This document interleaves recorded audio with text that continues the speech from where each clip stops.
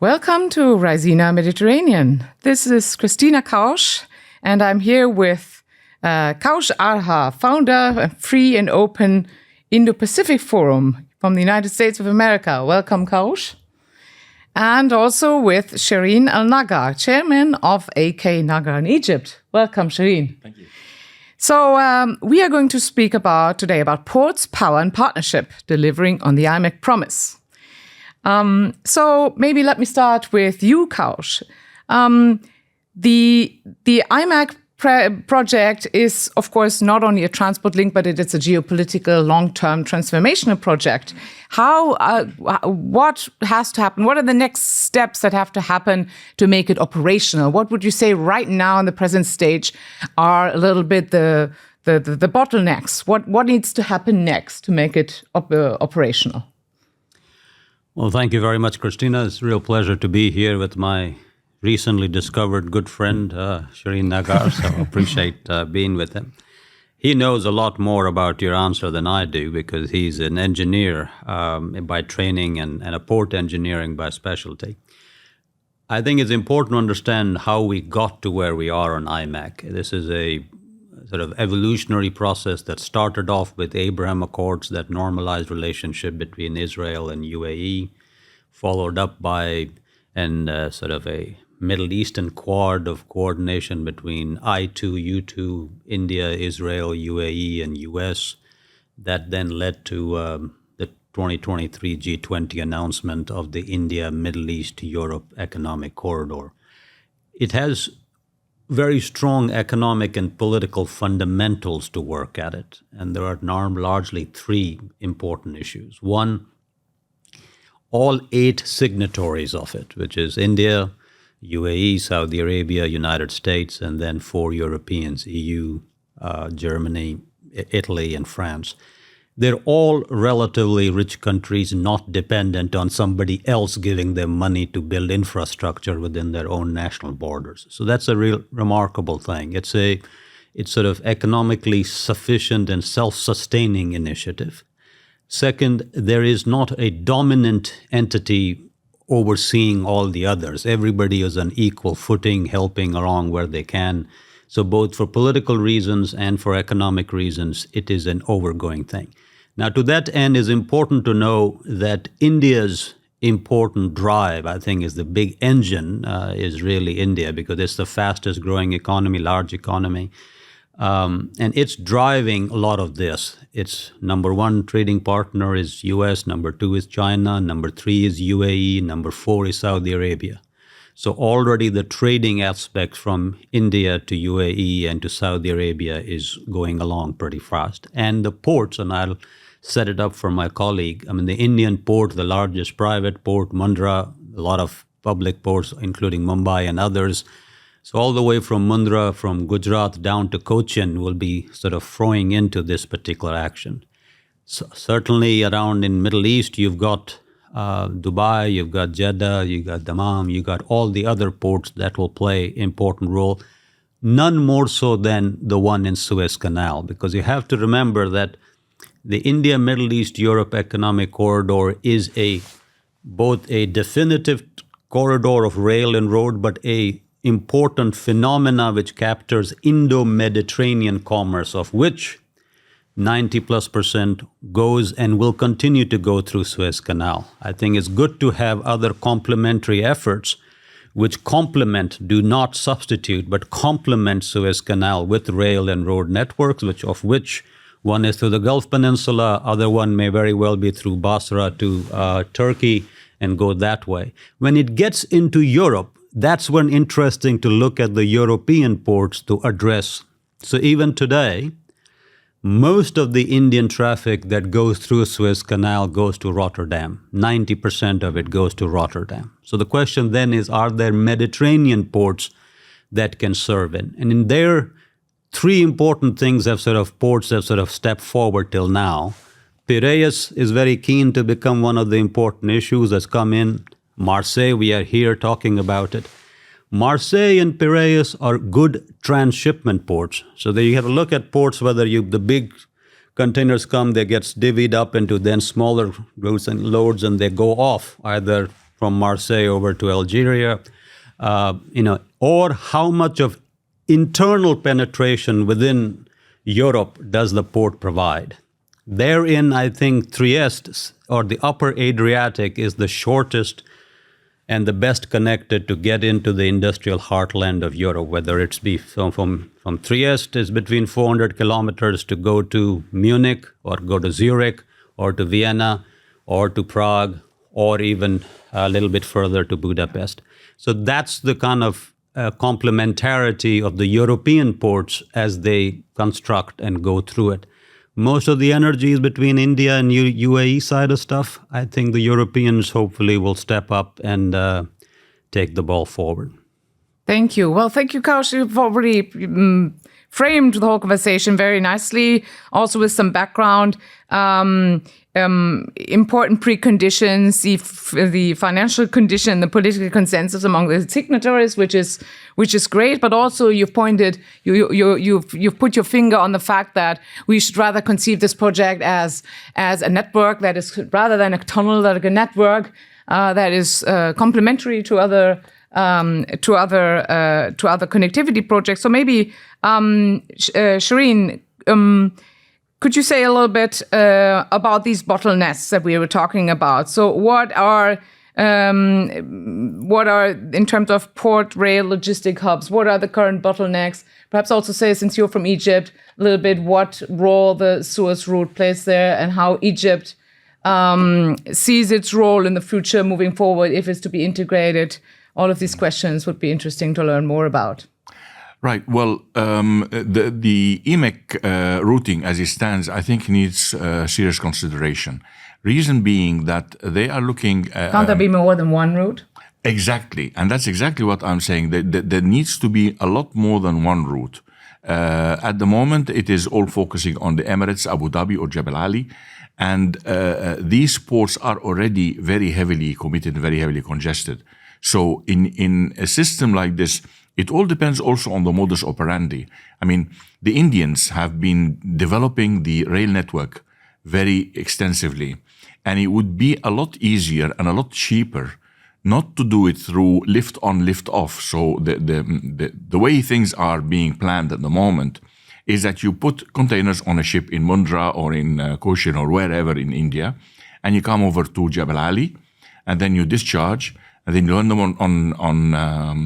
on a train, and then the train goes off all the way up to Jordan, across Saudi Arabia, Jordan, and then it ends up in Haifa or Ashdod, where it is offloaded again and going on another ship, and it goes off to any destination in Europe, be it Piraeus, be it Brindisi or Bari or Goethe, whatever, and there's plenty of ports, Italian ports, and or Marseille.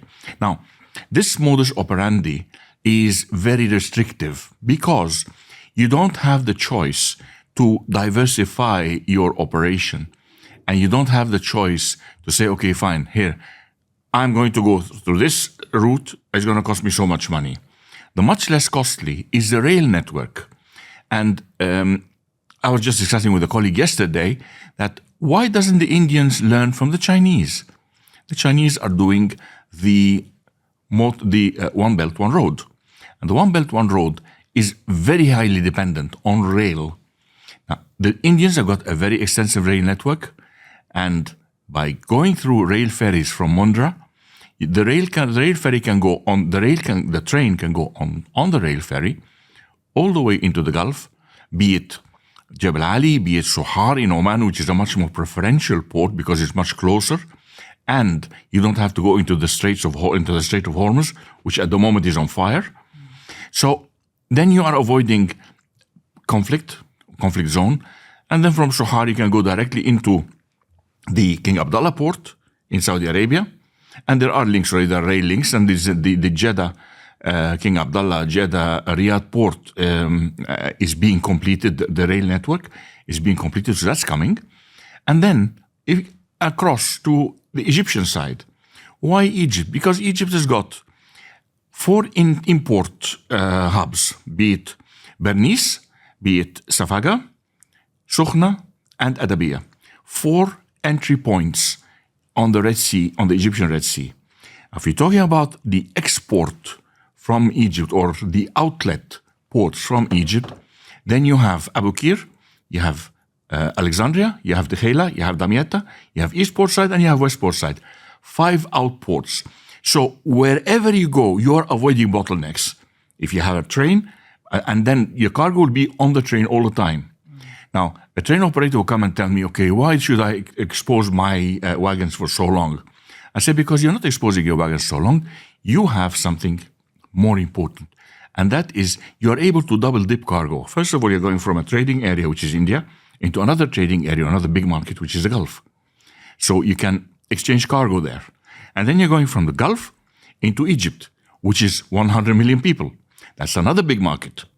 So you're able to exchange cargo and double dip your cargo and earn freight multiple times en route, rather than be concentrating on a single container that's going to cost you money being lifted on and being lifted off and being put on a train and then being put back on another train and then going into another feeder and being lifted off a feeder on the other end in Europe somewhere. So the idea is to avoid as much as possible multiple handling. Multiple handling is multiple cost, and you need to avoid that. Let's stay on the profitability question for a moment still. So placing their bets on rail rather than shipping is one of the elements. What other things could be done to make it more bankable, more profitable, as opposed to other routes?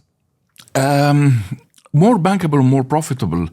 If you look at Egypt, Egypt has got a very specific and a very special status, which so far I have seen that IMEC has completely ignored. Not because it is Egypt, but because of the status of Egypt. Now you have Egypt is the head of COMESA. COMESA is a lot of African states.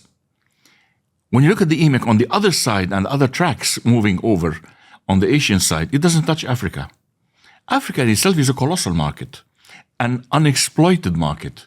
Then you're opening new doors which have never been opened before. That is one. Then that's where the profitability comes.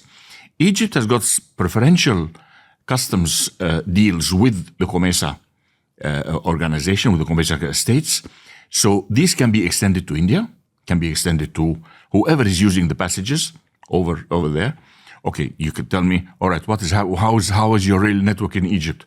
Oh, it's been given a facelift, and up to 9,000 kilometers of track alone has been replaced. So you can imagine the kind of investment there is. New wagons, new trains, new locomotives, everything is becoming new, both for passengers and for cargo.